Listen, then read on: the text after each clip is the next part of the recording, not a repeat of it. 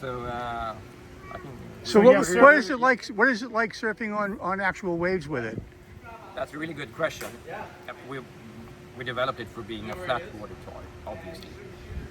But we met with some big surfers in California just last month, and they think two things. First of all, they don't always have waves, so this is a great fun thing to do when the water is flat, or maybe it's even good practice for them. So you say flat, I could live on a lake, I could own this. Yeah, exactly. That's actually where we come from. We want to be able to be surfers too. We come from Stockholm, some of us, and there are certainly no waves in the archipelago there. Yeah. The other thing the big wave surfers think is, how could I surf an even bigger wave with this one? Because they usually get towed in by a jet ski. What if I can accelerate in my own control? For big wave surfing? Yeah, big wave surfing. Wow. What if I could accelerate in my own control, surf the wave, and then just shoot out? Sure. When I feel like it. I don't know. We would not recommend anybody to do that at home. Do not do that at home. It's not meant for it, but that's the second thing I think about. On a full charge, what kind of time range? About 45 minutes.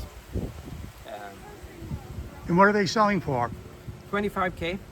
Are they all the same battery power, or some of them more extended? Initially, we have one model. We call it the Canvas. See why? I think. Yeah, they come in two sizes. We have a short board that is 6'3", and we have a mid-length board that is 6'9". So For taller people, heavier people? Yeah, it's also a matter of taste, to be honest. Most beginners start with the mid-length board. It's slightly easier to get up on. I think that's what you rode. Yes. It's slightly, a little bit more buoyancy, a little more stable.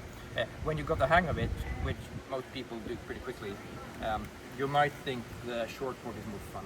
It is a little more agile, a little more sharper turn. So for the controls that I wore around my wrist, is there currently, or will there ever be, an app for that? Say, for example, recording my user sessions. We have an app already. Excellent. The first version of it doesn't it actually does record your session, but you can't really use it now. That functionality will come. Things like where I went, how fast I hit, so forth. Yeah, that will come like next year. So we are on to that one. You won't have it now. Are there accelerometers in the board that know when I've fallen off? Yes. Yeah. There are all kinds of sensors in the battery unit. Actually, that's sort of the brain and heart of the board. So yes, and their accelerometers and everything. They will sense everything. It has a GPS. It even knows where it is. So it can track your rides. It can track every movement. We can actually replay every ride in our computer system. Very cool. Yeah. So we will open up that. We will open that to the customers eventually, but not in the first release. Tell us one more time who you are and what this is. Give yourself a plug. Yeah.